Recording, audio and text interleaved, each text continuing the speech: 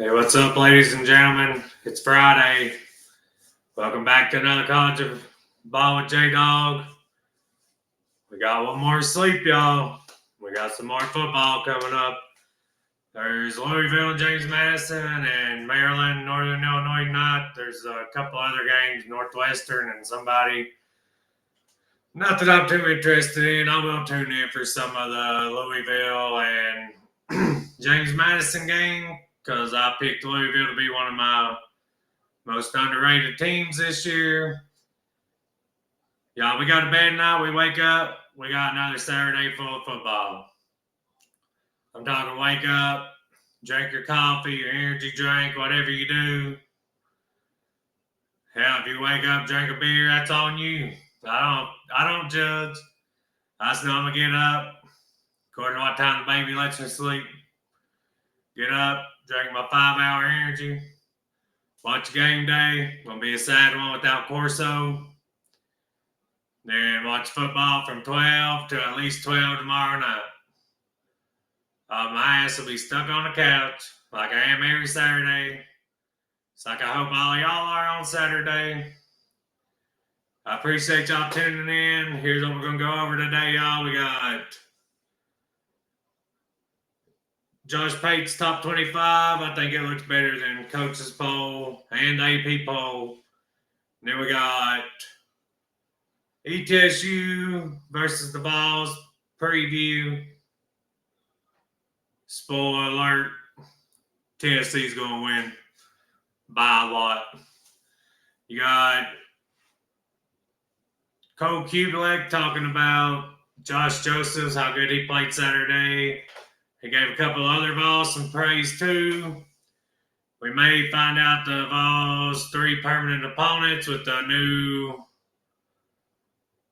9-game SEC schedule. You have 3 permanent opponents, and you'll rotate the other 6 every other year. They'll even out schedules a little bit. But anyway, we know 2 of them for sure. We're just waiting to see who the 3rd one is. So, y'all lock in with me, y'all. Let's clap it up for another week. We've made it, y'all. All we got to do is go to sleep tonight, wake up, enjoy another Saturday. Y'all, I'm going to enjoy tomorrow, but damn, if I can't wait till next Saturday, the Bulldogs come to Knoxville. We're going to see what the Vols are really made out of. Damn, I can't wait. It's the greatest season ever, y'all. The only thing that's better than college football season is that month or so you got college football and college basketball together. That's it. Besides that, you can't beat this time of year, y'all. First, we're going to go over Josh Pate's top 25. I think it looks better than the AP and coaches poll. You got USF at 25. If you're going to have a group of 5 team in there, it's got to be USF. After they beat Boise like that, and I mean, almost everybody had Boise as their group of 5 team in the playoff. I picked Tulane. Might have should have picked USF. They played Florida this weekend. We'll find out if they're for real or not. But I love their quarterback. Byron Brown, he's a freaking dog, y'all. I'm ready to see what he does against the Gators tomorrow. 24, Texas Tech. I ain't going to argue with that. A lot of people's picking them to win the Big 12. 23, USC. USC absolutely splattered their opponent last week. I can't remember who it was because it was a Division II team. Georgia Tech at 22, absolutely. That's the team I picked as one of my most underrated this year. They're over-under a 7.5. I think they get to 8 easily. Clemson at 21. I don't know if I'd have dropped Clemson that far. I'd have probably dropped them to about 14 or 15 just because LSU really dominated that game. It was close at the end. But there was a couple of times LSU was about that close to busting that game open, but they didn't, and it was at Clemson. So I punish you a little more for losing at home when you was the favorite. At 20, you got Texas A&M. I'm not going to argue with that, but Texas A&M didn't really impress me against UTSA. We'll see what they look like against Notre Dame next week. I've got them beating Notre Dame right now. I'll give you my for sure pick when the game rolls around. At 19, you got Michigan. I think that's a better spot for Michigan than where they're at in other polls. They're around 14, 15, something like that in other polls. Sorry to my Michigan friend. I know you keep saying I'm a hater. I just have to tell it like I feel. Good luck tomorrow against Oklahoma. If you notice in this top 25, he does not have Oklahoma ranked. And I'm okay with that. You know why? Because Oklahoma's done nothing to prove they should be ranked yet. Yeah, they signed John Mateer. They brought some guys in. They still couldn't run the ball last week against the scrub team, a Division II team. They could not run the ball. If you're going to win a lot of games in the SEC, you're going to have to be able to run the ball. I picked them to beat Michigan. But if Michigan can defend the pass, because I know they can defend the run, Michigan can. If they can slow John Mateer down, they got a chance in that game, y'all. SMU at 18, absolutely no problem with that. I think SMU is a pretty good team. Florida at 17, I still think that's a little high for them. Not necessarily because I don't think they're the 17th best team in the country, but more because I think their schedule's so hard that there's no way they end up in the top 25. Arizona State at 16, no problem with that. I've got them losing this weekend. Possibly. I picked Mississippi State in the points just to save my ass because even on my bet, I took the points. But I really think Mississippi State can win that game. 15 Ole Miss, I've got no problem with that. They go and get revenge on Kentucky tomorrow, y'all. That line jumped from 9.5 to 8.5. So if you feel like I do that Ole Miss is going to blow Kentucky out, easy money right there, y'all. Go put some money on it. My best bet, if you didn't watch yesterday's episode, best bet of the week is West Virginia minus 3.5 against Ohio. I feel like West Virginia is going to easily win that game by about 10 to 14 points. They're not sold on West Virginia because they don't know a lot about them, but I like Rich Rod. I think they handle Ohio. Not Ohio State, Ohio. Ohio State at 14, I don't have no problem with that. They beat Kansas State, destroyed South Dakota last week. They got Iowa this week. They seem to find a way to lose to Iowa all the time, even if people think they're the better team. So if they can pull that one off, that'll be a huge win for Iowa State. I've got them winning that game. 13, Tennessee. I'm not going to argue with that. I liked what we looked like against Syracuse. But until we play Georgia next week, I have no problem with you leaving us out your top 10. But I do not like us being ranked 22nd like we are in the AP poll. We're getting no respect in the AP poll whatsoever. Number 12, I got Illinois. Josh Pay has Illinois. I got them losing this weekend. I got them losing tomorrow. They play at noon. Play Duke. I got Duke beating them. I think they're one of the more overrated teams this year. I'm just not buying the hype. They're getting a lot of hype off of their win against South Carolina in the bowl game. If you didn't watch yesterday's episode, I went on a rant about how bowl games ain't crap no more. If you don't make the playoffs, these players don't take bowl games serious anymore. If it's not the playoffs, they don't give a damn. I mean, it's a tragedy to college football. I was used to you want to go out, win your bowl game, give it your all to jumpstart next season. Now all they want to do is either sit out to go pro or worry about where they're transferring. So bowl games have become sad. I still watch them, but you're better off not putting no money or nothing on them because there's not much heart in bowl games anymore, y'all. Number 11, Texas. I think he dropped Texas a little far. I'd have Texas about 8 or 9 until I see Arch do better than he did against Ohio State. Texas has the defense. If you don't recall, they did held Ohio State to 14 points at Ohio State. A lot of people's down on Texas now. I'm not down on them yet. I still think they're going to win a lot of games. But Arch has to get going at some point this year because you can't win games scoring 7 points. South Carolina at 10. I think South Carolina's very talented. But I think their schedule is a little rough, and I don't know that they will win enough games to make the playoffs. I think they'll get to 8 or 9 wins, and that's all, because I just think their schedule's too hard, y'all. They're talented. I can see them making the playoff. It's going to take it's going to take a Heisman type year from Lenore Sellers for them to make the playoffs, in my honest opinion. Number 9, Notre Dame. I dropped Notre Dame a little further, but I'm not as high on Notre Dame as the rest of the country was. So that will explain that to you. I would have Notre Dame probably about 14, 15 range, because like I said, I'm not sold on them like everybody else is. I don't think they're as good as they was last year. Utah at 8 is absolutely crazy. From unranked to 8. All after smashing Nico and UCLA, who's going to be one of the worst teams in the Big Ten this year. That's only favored by 2.5 against the UNLV team that needed all 4 quarters to beat Illinois State or somebody like that. It was one of Idaho State or something. One terrible Division II team, y'all. They did bounce back against Sam Houston State, win by 17 or so, I think, but still.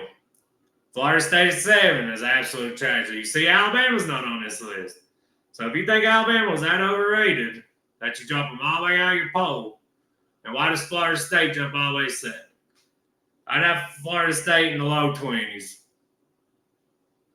because I'm not convinced that they beat a great Alabama team. Neither is Alabama fans. They're calling for freaking Kalen DeBoer's head.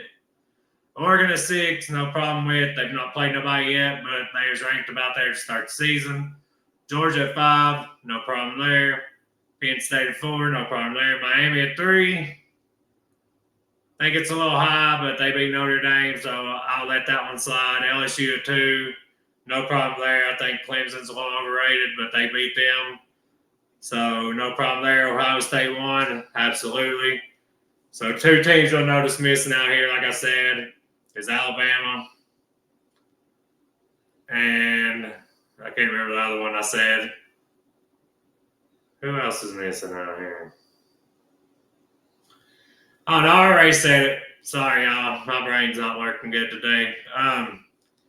Y'all let me know what you think about Josh Pate's top 25. I think it's pretty good. I think it's better than the AP. Maybe not better than the coaches poll, but it's right there with it. But I don't know. I'm just not. I don't understand the Florida State love after one game against Alabama. I don't know how you put them in top 15. I don't know how you put them in your top 10. If you think Alabama's that overrated, why does Florida State jump so high? It makes no sense to me. Anyway, let's go ahead and get this out of the way, y'all. The Vols ETSU preview. Let me keep it simple for you. Vols by 50. Maybe more. I don't know if ETSU will score more than a field goal, y'all. Everybody on the team's going to get to play. ETSU's going to get a nice little payday to help their athletic department. ETSU does have a former 4-star quarterback in Cade McNamara, who played for Michigan.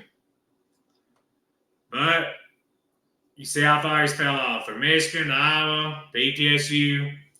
Like I said, I'm keeping it simple, y'all. Vols by 50. Chalk it up. Be over by halftime, maybe sooner. Good little warm-up game. We're probably already game planning for Georgia. So, I'll be watching on my double TV so I can put us on the big TV. Put the other games on the little TV. Enjoy my Saturday because we're on the app, of course. Every time you play a scrub team, you're on the app. I can't stand watching games on the app, y'all. That's just me. Some people might like that. Up next, let's talk about these playoff chances from the ESPN's FPI, y'all. Tennessee has the 8th best odds to make the playoffs right now. Before the season started, we was down to 30s. They must have liked what they seen. Let's see if we find any surprising teams on here, y'all. Ole Miss at 65, I find it a little surprising, but I think they got a pretty decent schedule. South Carolina 43. FPI likes South Carolina. That'd be 1, 2, 3, 4, 5, 6. No way they let 6 SEC teams in the playoffs, y'all. We got 6 of the top like 10 or 11 there. Tulane at 30%. That's who I picked to make the damn playoff as a G5. They got the best chance of any group of 5 team on here. I'm telling you, Tulane, I picked them before they jumped up like that. They whooped Northwestern's ass last weekend. I know Northwestern ain't very good, but they shouldn't get their ass whooped by a team like Tulane. But Tulane's a very good school. Their coach, I love their coach. He came from Troy to there. His name's slipping my mind right now, but he's a very good coach. Let's see. Oklahoma down at 10%. I see a lot of people have Oklahoma in their playoff. Michigan at 17%. A lot of people has Michigan in there. Clemson fell all the way to 19%. That's because they think Miami's going to run the ACC. Y'all see any surprises on here I haven't mentioned? South Florida, they're nowhere to be. Yeah, they are 14%. If they just handle business against their conference, they'll have a chance to get in. I don't think they'll beat Florida this weekend, but I'd like to see them at least cover the spread. Auburn at 30%. Them SEC teams that are jumbled up there, they're going to start eliminating each other as the season goes on, y'all. I thought that was interesting that the FPI's already jumped us up to almost 50%, y'all. We started the season in right at 30. So we must have impressed the FPI against Syracuse. We impressed me against Syracuse, just to be honest. This right here cracks me up, y'all, because it's so true. Paul Feinbaum is one of those clicks guys. I like to watch the show and listen to the fans talk shit on there and go crazy. But this has been what Paul said so far this year. Texas will blow out Ohio State. Feinbaum said that, and then everybody started hopping on board. And I told y'all on this channel, no way Texas blows out Ohio State. I thought Texas would win by like 3, I think I picked. But I knew there was not going to blow out Ohio State, y'all. I mean, anybody with a brain knows that. Arch Manning was the best player since Tim Tebow. Alabama is a national title contender. Ranking them 8 was far too low. Generational ball knowledge, Paul. If that don't tell you Paul Feinbaum is just a talking head, then what does, y'all? Like I said, I like his show. I like listening to them crazy people tell in and stuff. But if we're acting like Paul Feinbaum has good knowledge of football, he doesn't. He's a Bama homer, even though he's a Tennessee grad. And he's one of those hot take guys that loves to get clicks. That's what Paul does. Like I said, if you're looking for that on this channel, you're on the wrong channel. I try to come and give y'all some knowledge. That way, when you get talking with your buddies at the water cooler or everything else, or just watching the game with them, you know what you're talking about. They don't think you look stupid when you're talking to them, because everybody that's a sports fanatic, the worst thing to you is talking to somebody about sports and they act like they know what they're talking about and they don't know a damn thing. That drives you absolutely crazy. This channel's here to make you knowledgeable. And I throw in a little funny shit like this out here, too. The old Cracker Barrel logo, that's Joey Aguilar. The new Cracker Barrel logo, that's Nico Iamaleava at UCLA, doing the same shit he did at Tennessee last year, except for a little worse. They play UNLV tomorrow night at 8 o'clock, y'all. They're only favored by 2.5. You think I won't be tuned in? I absolutely will be. I've never pulled for UNLV in my life, but I'm going to tomorrow. I've seen this too, and somebody says something on the internet, y'all, and everybody runs with it. Hard Rock Bet posted this after some random person on the internet posted.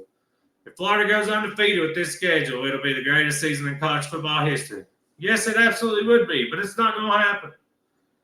I don't think anybody would go undefeated with that schedule. Not even the best teams that we've had in the past. I don't know if they'd go undefeated against that schedule, y'all. I mean, it's a freaking gauntlet. You're going to slip up.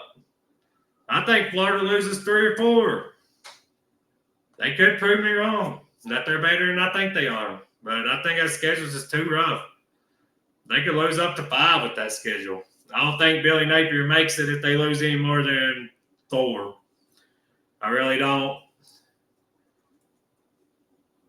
Let's talk about the permanent opponents real quick before we go about Cole Kubelik, about what he said about the program. So the Vols, 3 permanent opponents. If you don't know, the non-SEC game schedule, we got 3 permanent opponents.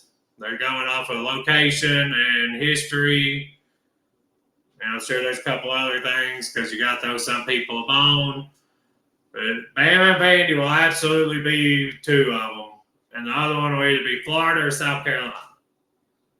If Bama's going to be at South Carolina, I wouldn't mind having South Carolina after they cheated to beat us in 2022. Thanks, Connor Stallions, for giving them our signals. I want Florida, y'all. I want Bama and Florida to stay on their schedule every year. Me growing up, being born in 1990, that's all I know.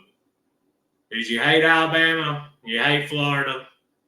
I hated Florida more, honestly, for a long time because I grew up really watching football in like 1996, 97. I was about 6, 7 years old. I watched with my dad. And it's always Tennessee, Florida for the SEC, y'all. Whoever won that game was going to win the SEC. So, in my lifetime, I've hated Florida way more than I hated Bama. Then Saban got to Bama. We finally started getting that Florida monkey off our back just a little bit when Butch Jones was there. Beat them once. So then Alabama hate started creeping up there, and now they're right there dead even. They're my 2 most hated teams. I'll hate them forever. If you're not an orange-blooded Tennessee fan, if you don't hate them. All right, Cole Kubelik, y'all. He praised Josh Josephs and a couple other players on the team, but he said Josh Josephs was a one-man wrecking crew. And, y'all, this ain't no surprise to me. I mentioned Josh Josephs a lot in offseason. Here's our highest-graded Pro Football Focus player on the defensive line all year last year, even over James Pierce, y'all. Josephs was a sacrificial lamb multiple times. He'll get no credit for it, but he will go down inside and occupy blockers so somebody else can loop around or blitz off the edge and make a play. I thought he was great. I thought he did some really good things. That's all a lot of people overlook, y'all, about defensive linemen. You're not always going to have the stats. Sometimes your presence alone helps other guys get their stats. You're getting double teamed. Somebody gets free because of that. Or you get close to the quarterback, he has to step up, and somebody else makes the play. Just because you're not a stat stuffer doesn't mean that you don't have a good game. But he still had a sack and like 4 or 5 tackles, I think it was. Kubelik was also quick to praise several other Tennessee defenders, including defensive lineman Bryson Eason, Nathan Robinson, Colton Hood, and linebacker Arion Carter. I told y'all, cornerbacks deep because we got Colton Hood, Jalen McMurray, a couple of other guys. If we get Jermon McCoy back and Ricky Gibson back, y'all, we're going to be deep with Ricky Gibson. I saw something that said he may not return unless we make it to playoffs, which absolutely sucks. But that's why you bring in guys like Colton Hood, Ty Redmond, Jalen McMurray, you got Boo Carter. If you have to move people around, you got the depth to do that. I thought number 94, Nathan Robinson, did some good things inside. We know 20 can play. We've seen Bryson Eason play. He can get it done. I thought number 8 was great in coverage. I thought he made some big plays, Colton Hood. We know linebackers can run. We know Aaron Carter is the fastest linebacker in the SEC. Amen. And defensive coordinator Tim Banks can dial it up. He didn't hold back. Tennessee had some issues getting off the field on defensive times against Syracuse. The Orange were 3 for 4 on fourth down attempts, but this is a talented Vols defense that should continue to get better as the season progresses. We played a lot of guys, y'all. I think we was getting some guys some reps because we know we're going to need some depth as the season goes on. Like Nathan Robinson, he's only playing because the defensive tackle injuries we've got. That should be coming back this week or next week. Sucks to lose Ricky Gibson. Corner's very deep. Linebacker's deep. I love every position on our defense is deep, y'all. Just like Nathan Robinson. He's like probably fourth string defensive tackle, and he's getting praised. That's how deep our defense is, y'all. I think that's really all I've got to cover today, y'all. I did get this retro pick by Luke Jackson off the internet. He's the Super Vol fan. He ain't no more of a Vol fan than I am, though. I'll tell you that right now. I'm just kidding. I'd love to see us field too, y'all. This is how we used to checker the end zones. We do the orange all the way around the edges, and then the checkerboard's inside of it. And the old school UT. If you can't tell, I love the old school stuff. I just love old school Tennessee stuff. I'd love to see that one time. Y'all, it's time to lock in for the weekend. It's been rainy as hell here. I can't ever get no good light. I'm waiting on my ring light to come to make my videos better quality. I appreciate y'all working with me. If you haven't already, please hit that thumbs up button. Hit that bell. Go hit all for me. I'll catch y'all Sunday. I'm not doing Saturday shows for this year because I love watching football too much. Take time out to make y'all a video. I hope y'all can understand that. I'm not just a ball fan. I'm a college football freak. I'll have y'all a recap show on Sunday. We'll get ready for next week. My Vols against the Dogs. There's some really good games next week, y'all. Let's make it through this weekend. Like I said, it's a sneaky good slate. Don't sleep on it. There's going to be some upsets tomorrow. You heard it here first. Illinois going down at Duke, 12 o'clock noon tomorrow. So you better get up, get on the couch. Hopefully your woman don't aggravate the shit out of you. I'll catch y'all on Sunday. God bless y'all. Hope y'all have a good Saturday. Go Vols.